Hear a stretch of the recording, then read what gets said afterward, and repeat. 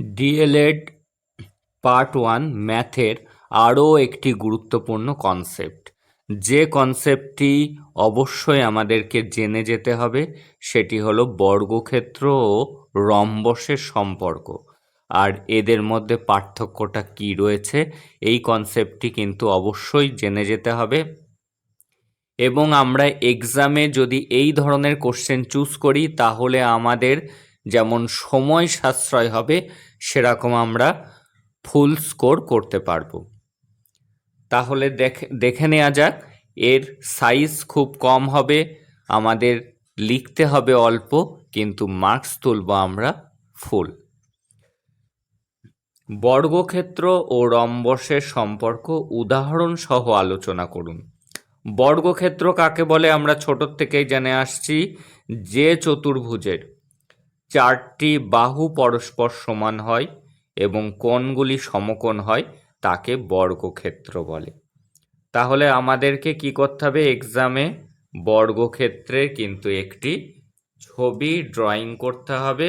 সেটি কিন্তু একদম স্কেল দিয়ে মেপে সুন্দর হতে হবে, যাতে তার 4টি বাহুই সমান হয়, সেটি যেন ঠিক থাকে। আমি এখানে স্কেল ছাড়াই আঁকছি, আমার বাহুগুলি ছোট বড় হয়ে যেতে পারে, কিন্তু তোমরা কিন্তু এক্সামে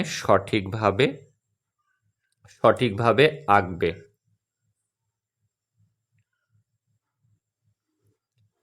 আমি জাস্ট তোমাদেরকে বোঝানোর জন্য আঁকছি, কিভাবে লিখতে হবে সেটি দেখো।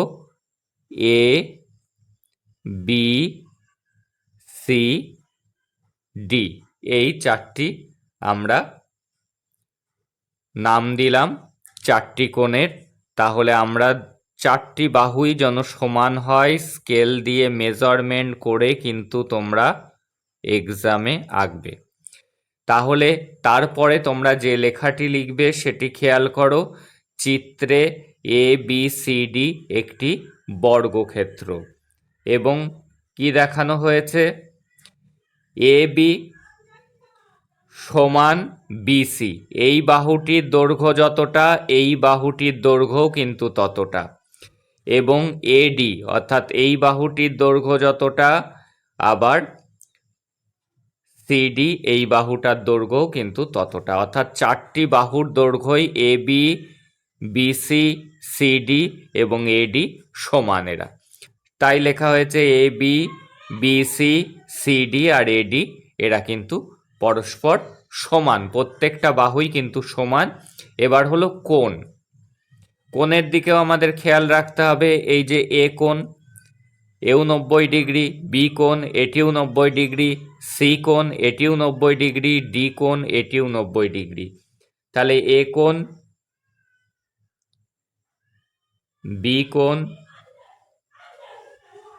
সি কোণ আর ডি কোণ, এই 4টি কোণই কিন্তু সমান এবং এই 4টি কোণই কিন্তু সমকোণ। সমকোণ কি, অর্থাৎ 90 ডিগ্রি, প্রত্যেকটা কোণ কিন্তু এরা কিন্তু 90 ডিগ্রি করে। এই কোণটিও 90 ডিগ্রি, এটিও 90 ডিগ্রি এবং এটিও কিন্তু 90 ডিগ্রি। তাহলে দেখো প্রত্যেকটি লিখে দেবে যে এক সমকোণ বা 90 ডিগ্রি। এবার রম্বসটা কি, যে চতুর্ভুজের, রম্বসও কিন্তু একটি চতুর্ভুজ, যে চতুর্ভুজের বাহুগুলি পরস্পর সমান্তরাল, পরস্পর সমান কিন্তু কোণগুলি সমকোণ নয়, তাকে রম্বস বলে। রম্বসের কি হয়, রম্বসের বাহুগুলি সমান হয় কিন্তু রম্বসের কিন্তু কোণগুলি কিন্তু সমান হয় না। অর্থাৎ মূল পার্থক্যটা কি বর্গক্ষেত্রের সাথে রম্বসের, বর্গক্ষেত্রের প্রত্যেকটা কোণ কিন্তু সমকোণ অর্থাৎ 90 ডিগ্রি করে হয়, কিন্তু রম্বসের কোণগুলি কিন্তু সমকোণ নয়। আর বর্গক্ষেত্র এবং রম্বসের মধ্যে মিল কোথায় রয়েছে, বর্গক্ষেত্রের যেমন 4টি বাহুর দৈর্ঘ্যই সমান হয়, সেরকম রম্বসেরও কিন্তু 4টি বাহুর দৈর্ঘ্যই সমান হয়। তাহলে এইবার দেখব যে কিভাবে রম্বসটি আমাদের অঙ্কন করতে হবে।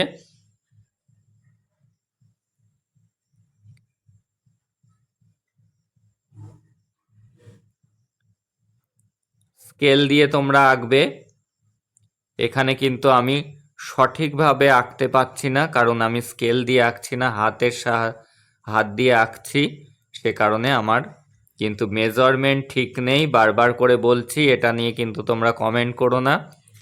তোমরা কিন্তু আমি যেভাবে দেখাচ্ছি সেইভাবে আঁকবে, কিন্তু স্কেল দিয়ে মেপে 4টি বাহুই যেন তোমাদের সমান হয়, সেই দিকে কিন্তু তোমাদেরকে নজর রাখতে হবে। এইবার কিভাবে আমরা কোণগুলির নাম দেব?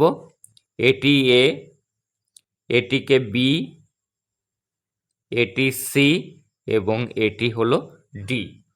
এইটি হলো রম্বস। রম্বসের এই যে এই বাহুটির দৈর্ঘ্য এবং এই বাহুটির দৈর্ঘ্য, এই বাহুটির দৈর্ঘ্য, এই বাহুটির দৈর্ঘ্য সমান হবে, কিন্তু এখানে ছবিতে অসমান দেখাচ্ছে, কারণ বাহুগুলির মেজারমেন্ট ঠিক নেই। তোমরা কিন্তু সেটি ঠিকঠাক করে লিখবে। তাহলে কি হবে? এ বি বাহু সমান বিসি সমান সিডি সমান এডি। প্রত্যেকটা বাহু কিন্তু সমান হবে, সেই দিকে খেয়াল রাখতে হবে। স্কেল দিয়ে দাগ টেনে নেবে। কিন্তু এই কোণগুলি কিন্তু এই যে এরমভাবে রয়েছে, এই রয়েছে, এই রয়েছে, এই রয়েছে, এই কোণগুলি কিন্তু সমকোণ নয়। পার্থক্য কিন্তু এটি। তাহলে আমরা কি লিখছি? চিত্রে এবিসি একটি রম্বস, যার এ বি বাহু, বিসি বাহু সমান সিডি বাহু সমান এডি বাহু। প্রত্যেকটি বাহুগুলি সমান, কিন্তু লিখবে এর কোণগুলি কিন্তু সমকোণ নয়। এটি হলো পার্থক্য। হলো কি? বর্গক্ষেত্র এবং রম্বসের ক্ষেত্রে মিল দেখা যায়, সেটি হলো দুটিই কিন্তু চতুর্ভুজ। বর্গক্ষেত্রও একটি চতুর্ভুজ, রম্বসও কিন্তু একটি চতুর্ভুজ। বর্গক্ষেত্রের 4টি বাহুর দৈর্ঘ্য সমান হয়, রম্বসেরও 4টি বাহুর দৈর্ঘ্য কিন্তু সমান হয়। পার্থক্য কি? বর্গক্ষেত্রের প্রত্যেকটা কোণ সমকোণ, অর্থাৎ 90 ডিগ্রি করে হয়, কিন্তু রম্বসের কোণগুলি কিন্তু সমকোণ নয়। এই লিখতে হবে। জাস্ট আনসারটি খুবই কম, এবং তোমাদের নাম্বার নির্ভর করছে তোমরা কিন্তু যে ছবি দুটি আঁকবে বর্গক্ষেত্র এবং রম্বসের, সেই ছবি দুটি যেন সুন্দর হয়। স্কেল দিয়ে মেপে 4টি বাহু যেন সমান হয়, সেই দিকে নজর রাখবে, এবং বর্গক্ষেত্রের 4টি কোণই যাতে সমকোণ হয় সেদিকেও খেয়াল রাখবে। এইভাবে যদি লেখো, এই কোশ্চেনে কিন্তু ফুল স্কোর করা সম্ভব। That's all today. যারা চ্যানেলে নতুন, চ্যানেলটিকে সাবস্ক্রাইব করে নোটিফিকেশান অন করে রাখো। এর পরবর্তীতে রিটেন এক্সামের পরে এক্সটার্নাল আসবেন, সেখানে কিন্তু মাইক্রো টিচিং ডেমো দিতে হবে, এবং তোমাদেরকে সর্বতোভাবে সাহায্য করা হবে কিভাবে এক্সটার্নালের সামনে তোমরা ডেমো দেবে এবং কিভাবে সর্বোচ্চ নাম্বারটি এক্সটার্নালের কাছ থেকে নিয়ে আসবে। That's all today. দেখা হচ্ছে পরের ক্লাসে।